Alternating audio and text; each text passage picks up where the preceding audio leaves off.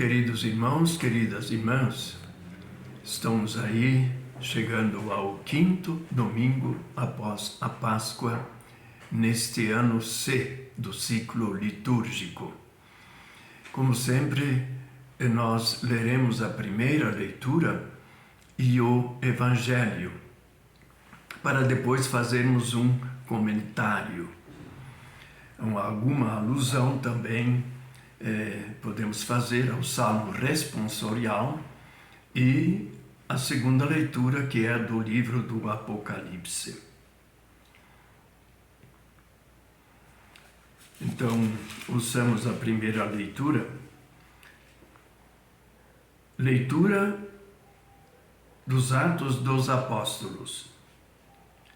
Naqueles dias, Paulo e Barnabé voltaram para as cidades de Listra, Icônio e Antioquia. Encorajando os discípulos, eles os exortavam a permanecerem firmes na fé, dizendo-lhes: é preciso que passemos por muitos sofrimentos para entrar no reino de Deus. Os apóstolos designaram presbíteros para cada comunidade. Com orações e jejuns, eles os confiavam ao Senhor, em quem haviam acreditado.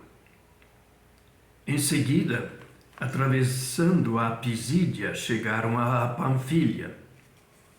Anunciaram a palavra em Perge e depois desceram para Atália. Dali embarcaram para Antioquia, de onde tinham saído, entregues à graça de Deus para o trabalho que haviam realizado. Chegando ali, reuniram a comunidade, contaram-lhe tudo o que Deus fizera por meio deles e como havia aberto a porta da fé para os pagãos. Palavra do Senhor, graças a Deus. Agora, o Salmo responsorial, antífona, é do Salmo 144. Bendizei o vosso Deus, ó meu Deus, meu Senhor e meu Rei para sempre. E aí vem as várias estrofes, né? E a primeira delas, é misericórdia e piedade ao Senhor. Ele é amor, é paciência, é compaixão. O Senhor é muito bom para com todos. Sua ternura abraça toda a criatura. O Senhor esteja convosco. Ele está no meio de nós. Proclamação do Evangelho de Jesus Cristo, segundo João. Glória a vós, Senhor. Depois que Judas saiu do cenáculo, disse Jesus: agora foi glorificado o Filho do Homem, e Deus foi glorificado nele. Se Deus foi glorificado nele, no Filho do Homem, também Deus o glorificará em si mesmo, e o glorificará logo. Filhinhos, por pouco de tempo estou ainda convosco. Eu vos dou um novo mandamento: amai-vos uns aos outros. Como eu vos amei, assim também deveis amar-vos uns aos outros. Nisto todos conhecerão que sois meus discípulos, se tiverdes amor uns aos outros. Palavra da salvação. Glória a vós, Senhor. Então, nos comentários, nós estamos aqui já no capítulo 14.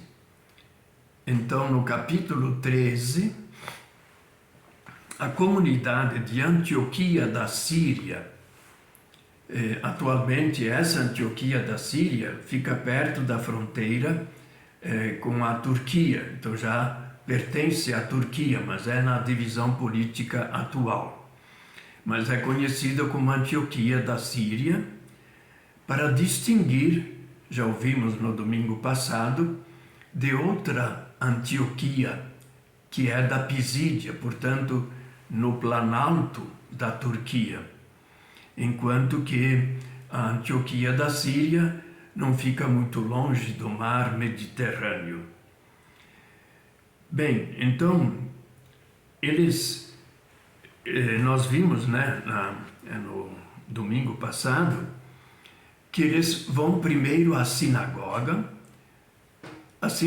no caso lá de Antioquia da Pisídia, e se apresentam como judeus, e aí, é claro, o dia da reunião é o sábado, e eles então são convidados a manifestar-se, né? As leituras da Bíblia escolhidas para aquele tempo, para aquela ocasião, já tinham sido feitas.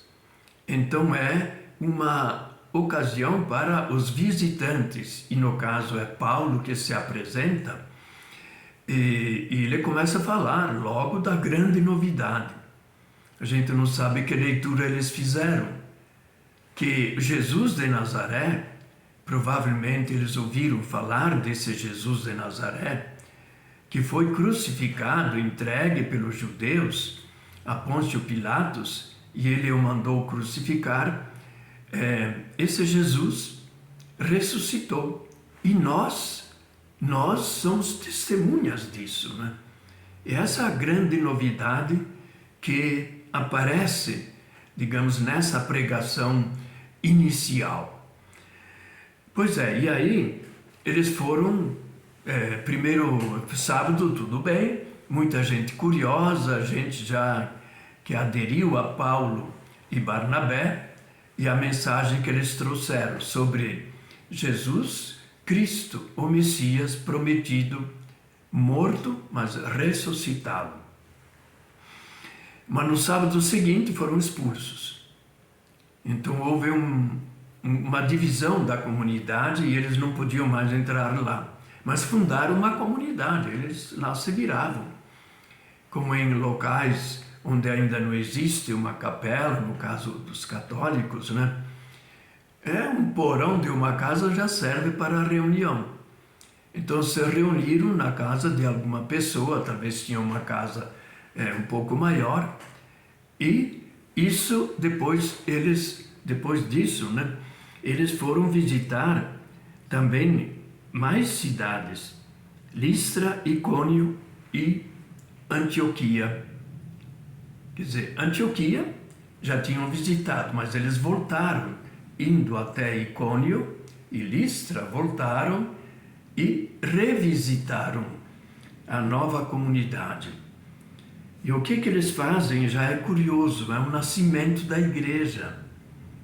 Então, como uma comunidade recém-formada poderia se sustentar na ausência desses primeiros missionários, Paulo e Barnabé?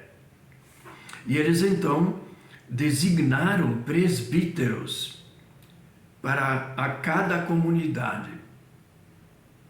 Então, presbítero hoje digamos, é o nome mais oficial na igreja para os sacerdotes, né, os padres. Então, aqueles eram talvez pessoas mais idosas, mais experientes e de gente de fé firme, que foram escolhidos para coordenar a comunidade e poderem então continuar a sua fé através das práticas que foram aprendendo. Então designaram presbíteros, mas antes o que eles fazem? Com jejuns e orações. É desta forma que Paulo e Barnabé foram também escolhidos pela comunidade de Antioquia da Síria para serem enviados em missão para esses lugares.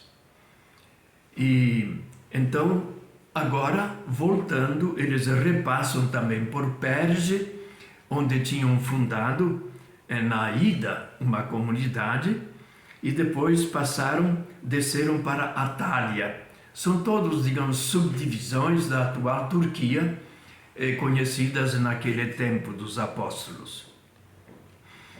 E aí eles desembarcam no local mais próximo de Antioquia da Síria.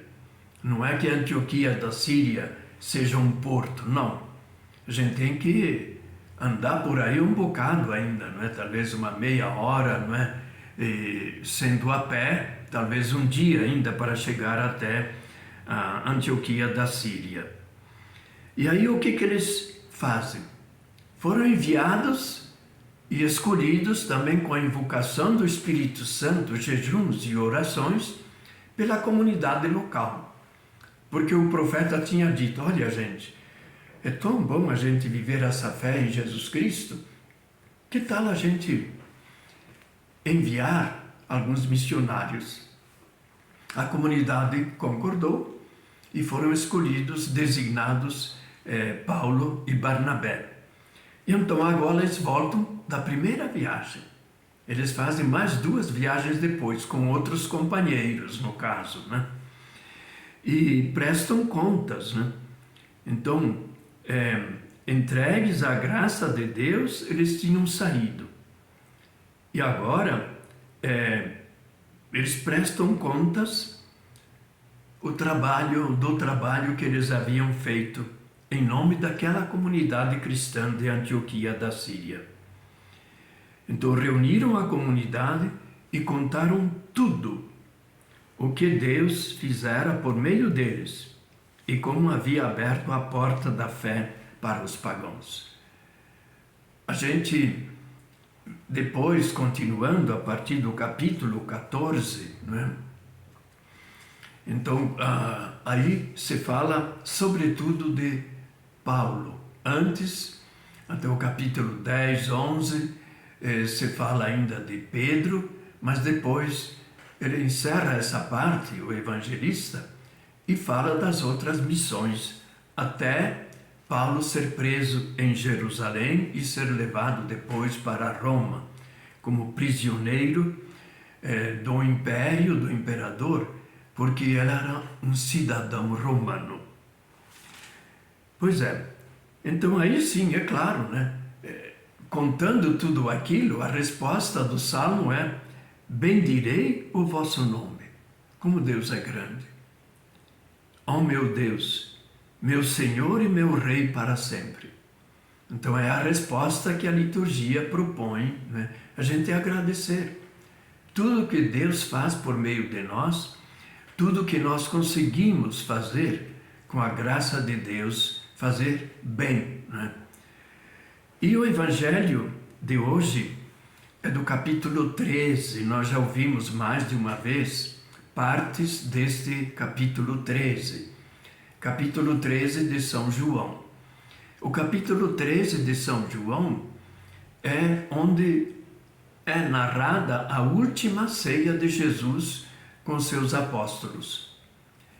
E nessa ocasião, já foi falado, o evangelista João não conta, digamos, a instituição da Eucaristia. Ele fala disso num capítulo anterior, o pão vivo que desceu do céu, capítulo 6, né? Mas ele conta digamos, o exemplo, o sinal típico que Jesus deixou para a sua comunidade, o lava-pés. Então o amor de Cristo que vai dar a vida está unido ao lava-pés. Então, olhando de novo, vejam que a ceia que é contada, não é? Aqui não se conta, não é? Conta que Judas, já tendo combinado com os sumos sacerdotes e a guarda do templo em entregar Jesus, ele sai, até Jesus faz o que tens que fazer.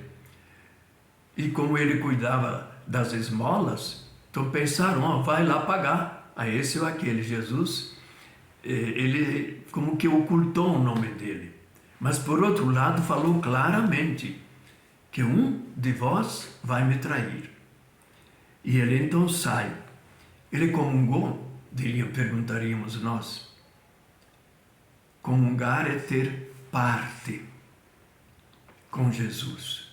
Entrar em comunhão com Jesus. Jesus ressuscitado, a pessoa viva de Jesus. Ele, é claro, não estava comungando. Até se diz aí que quando ele pegou o pão, levou, a gente nem vê se ele comeu ou não, mas de qualquer forma se diz que o diabo entrou nele. O diabo é aquele princípio do mal que divide. E Jesus se queixa, não é? Que aquele que comigo colocava a mão no mesmo prato se levantou contra mim. Então Judas sai e Jesus começa a falar da glorificação. No Evangelho de São João, glorificação passa pelo martírio de Jesus. Jesus é glorificado, mas primeiro será morto. Então ele fala da glória. Agora foi glorificado o Filho do Homem. Jesus se chama assim, Filho do Homem, porque o Filho de Deus assumiu a natureza humana. Assumiu a natureza humana e amou-nos até o fim. É isso que está no início desse capítulo 13. Tendo amado os seus neste mundo, amou-os até o fim. E Deus então foi glorificado, também Deus o glorificará em si mesmo, a união do Filho com o Pai. E o glorificará logo. Quer dizer, esse logo, Jesus seria entregue naquela mesma noite e no dia seguinte seria condenado à morte e crucificado. E digamos, a exaltação. A segunda parte do Evangelho de São João, a primeira se diz o Evangelho dos sinais, os milagres que Jesus faz, falas e tudo, né? Até o capítulo 12. Do capítulo 13 até o capítulo 21, é exatamente essa segunda parte. O Evangelho da exaltação, da glorificação. Jesus é crucificado, elevado na cruz. Entrega a sua vida, derrama todo o seu sangue para a nossa salvação. Mas o mais importante é que desde o começo do capítulo 13, João menciona aquilo que eu acabei de dizer, né? Eu amei a vocês durante toda essa vida e vou amar até o fim. E aí Jesus deu um novo mandamento depois da última ceia. Fazei o que eu fiz. Então é o lava-pés. Mas aqui ele corrige um pouco e acrescenta mais alguma coisa. Amai-vos uns aos outros e ainda acrescenta o seguinte: como eu vos amei, assim também vós deveis amar-vos uns aos outros. Como é que Jesus demonstrou amor na última ceia? Lavando os pés. Mas olhando toda a vida e a exaltação na glória de Jesus após sua morte, amar como Jesus amou é realmente ser capaz de entregar a própria vida. Jesus cumpre a sua missão, sobe ao céu, envia o Espírito Santo, mas quem é que pode amar como Jesus amou? Nós. Quer dizer, todo aquele esforço da vida cristã, de amar o próximo, Amar, é claro, sua esposa, seu esposo, os filhos, mas o próximo em geral. E também estar disposto a prestar aquele humilde serviço do lava-pés. É isso que Jesus pede de todos nós. E com a graça de Deus, sem dúvida nenhuma, nós podemos também nos aproximar um pouco mais daquilo que Jesus fez com os nossos gestos, nossa prática do amor ao próximo, como Jesus amou. Então, desejo a todos um bom domingo e uma reflexão para que a gente possa ser mais parecido com Jesus. Que assim seja.